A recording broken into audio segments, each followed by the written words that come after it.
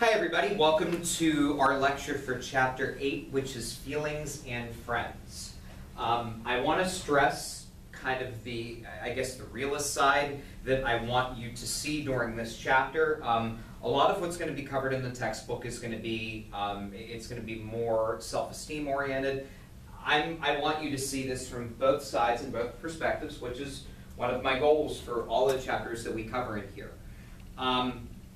We're going to look at emotional and social competence among children. What I want you to remember are two things: that all children are different, but kids are still kids.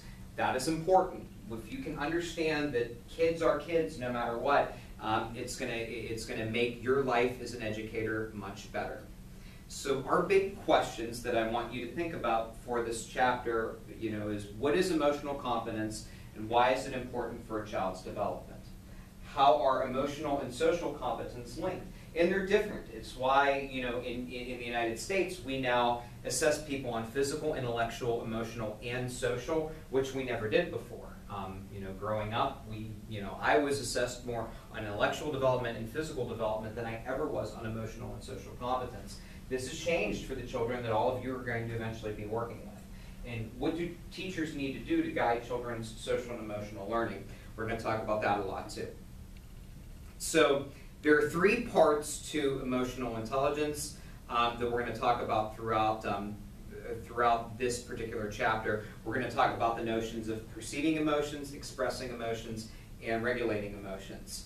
I want you to see how a person copes with their own feelings and whether or not they have empathy or they get along with others, because that's really going to express what the child's emotional intelligence is. Children's emotions are two groups: basic and complex emotions, more than anything else. So the first thing to note is this idea of perceiving emotions. This is noticing your own feelings and the emotions of others that are around you. It's the least complex emotional competency, but you have to be aware of yourself and others. You have to see how children are reacting. If you're trying to teach kids a lesson, you have to see if they understand the lesson that you're trying to teach them. You need to understand and manage what you need to manage, and then kind of reflect on it appropriately. This relates to self-awareness.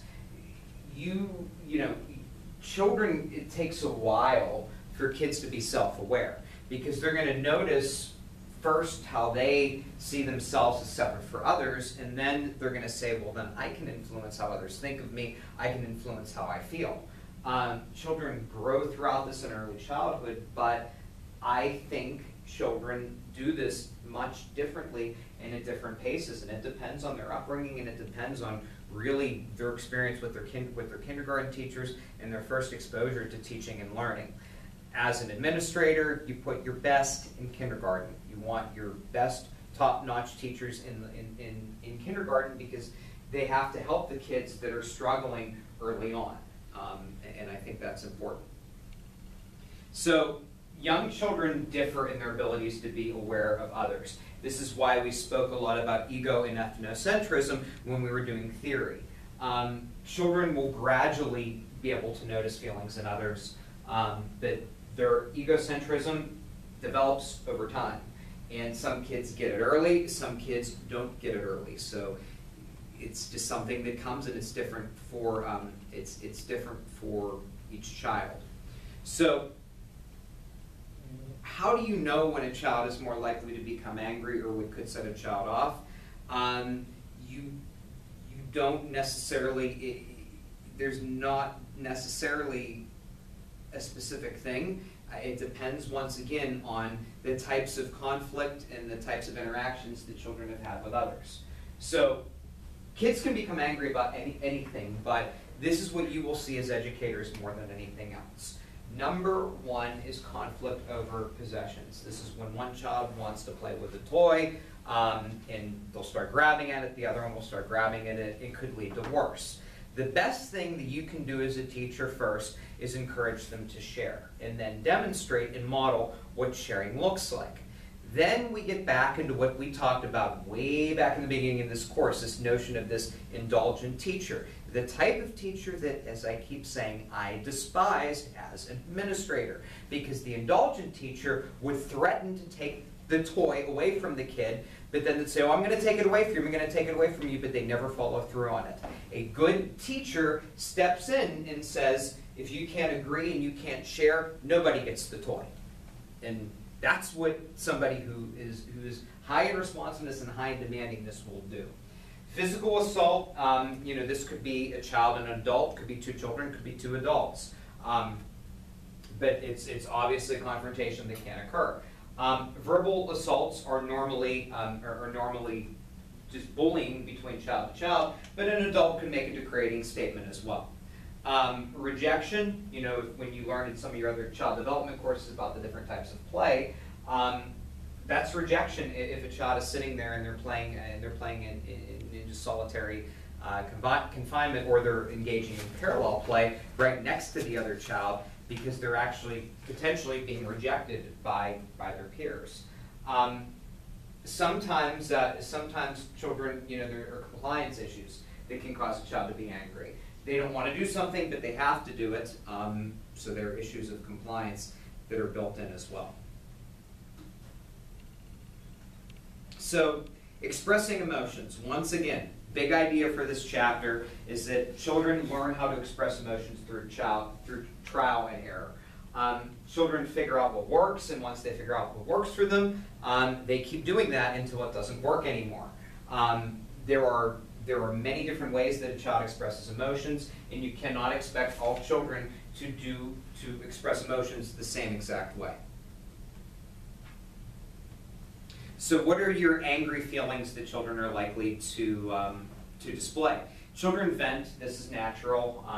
If they sulk or complain or they cry, that is mostly a child venting.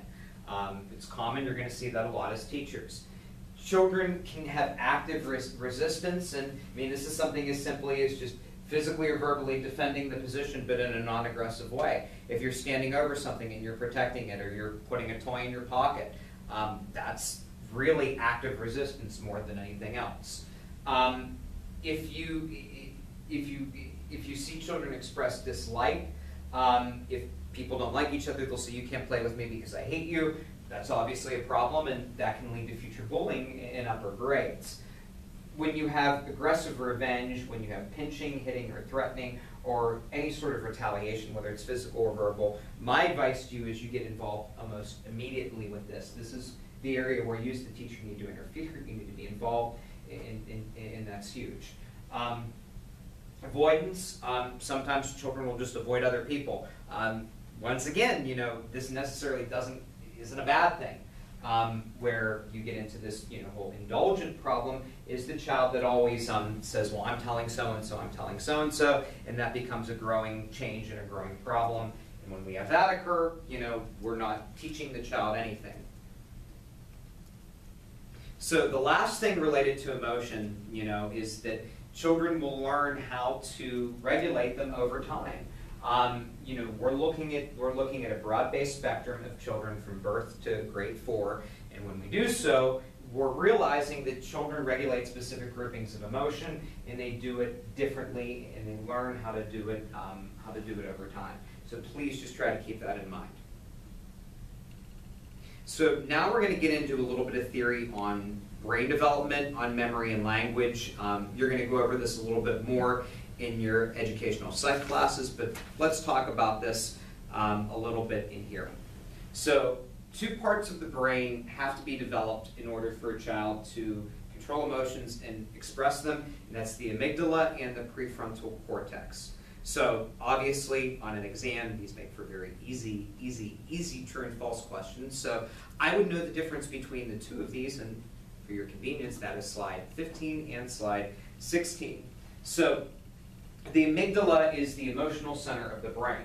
This is when children, you know, have memories that involve emotion, when they can remember previous experiences, when they know when a new experience is something that could impact them. This is really where the emotions in a child come from. This is going to be almost fully formed at birth. And children are going to be able to we're going to be able to store memories in certain emotions very early on. So the prefrontal cortex helps children and humans make choices. It allows them to think about their emotions in a sensible manner. And you see this develop around the age of 3 and 4, but once again, it's going to continue to develop at different senses and different stages for kids. And you have to know that's really the difference between the two of them. So, memories. You know, a face-to-face class, if this was, you know, me ranting on things, I'm an amusement park junkie. One of the things that I really cannot stand, just as a person, is when children are in Disney at the ages of like 0 and 1 years old, and the parents are there and they're showing them what Disney looks like, and they're spending, you know, thousands and thousands and thousands of dollars on Disney. So what I always say is that children can't understand things if they can't remember them. So those, you know, $2,000 to $3,000 that you wasted on your plane tickets down to Disney that the child isn't able to remember, are you really impacting the child, or are you doing it for yourself? If you're doing it for yourself and you can afford it, glorious, wonderful for you.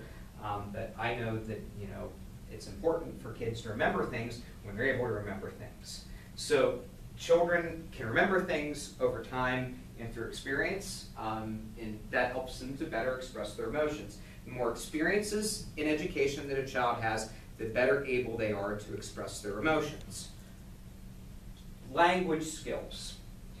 When a child understands the difference between right or wrong and is strong with their language, this is very, very, very, very, very big for them. Children that don't have strong language skills are going to scream, yell, and cry. And then you, as the classroom teacher, have to fix that and have to control it. Sign of bad parenting, or just ineffective parenting, is the 2 or 3-year-old that screams and cries all the time. And then the kindergarten teacher or preschool teacher has to be the one that fixes it. And I'm sure all of you have had those experiences in your time in working with students, and even probably dealing with children that you know. Children express emotions better when they understand language. So we'll talk briefly about some social skills. Your socially competent children, the ones that are high ranked on that PIES chart, the S component that's social, these are the children that relate well to others, agree to others, and have good social skills. Comes with time, comes with exposure, comes with experience. The one thing that people will try to tell me is that this is justification for a child to have brothers and sisters. You know, a parent will say, I have to have multiple kids because I want my children to be socially competent. I disagree. Children become socially competent if they're around different types of kids, different types of situations, and if you expose them to others, they're going to become socially competent. It's an advantage of sending your child to childcare, even if it's not something you necessarily agree on. 1 day a week wouldn't hurt. Key social skills that come out that children should know how to do: they should interpret what others are doing. They should know how to follow directions and take turns. They should be able to carry on a conversation. They should be able to come up with solutions, which that one's going to come over in time. But just being able to interact with others and behave appropriately is important. So we combine these together to form the concept of social emotional learning. For those of you that are going to go to graduate school and eventually, and if you want to do educational psych, early childhood education, we really take emotional and social and we combine them into one at the graduate level, because this is how children can understand themselves and they understand others and how they use it to improve their interactions. You want kids to feel cheerful and happy about going to school, and you want them to, basically shape their brain in a positive way as well. So what promotes it? Children that can accept feelings and set limits, that have respect for other children. When there's a socially responsible classroom where kids understand taking turns, and not only do they understand that they do it, and when appropriate social and emotional skills are modeled by the adult as well. So what should you do as a teacher to focus on the necessary language? Well, you have to show children how to talk about feelings and friends. You have to give them opportunities to share, and you as an adult have to listen as well. You have to help children understand that they have feelings, and others have feelings as well. Kids have to understand what words best describe their feelings. Whether, even if you use, like we had at the beginning of the chapter, if you want me to go all the way back and you remember I have all these cute little smiley faces on here. Children should be able to see them and they should be able to express what they are and what they represent, and that's important too. So think about ways that you can help kids express themselves with vignettes, puppets, and books and stories. You're going to have the opportunity to do that as teachers when you're designing lessons. Remember, this course you're not at the lesson design point yet, but you've obviously thought long and hard about ways that you want to teach and ways that you want to design effective lessons. So this is it for the second part of the course. We have 3 different components of this class and 3 exams. I don't do cumulative tests, so this is your second exam, and it's on chapters 5 through 8. Think about all the things that we've really talked about in here over the last 4 chapters and kind of the way that they relate to each other and how we eventually moved to this notion of social and emotional competence. If you need anything else, let me know, but we're ready for our next test, and I wish you all the best of luck. Thank you.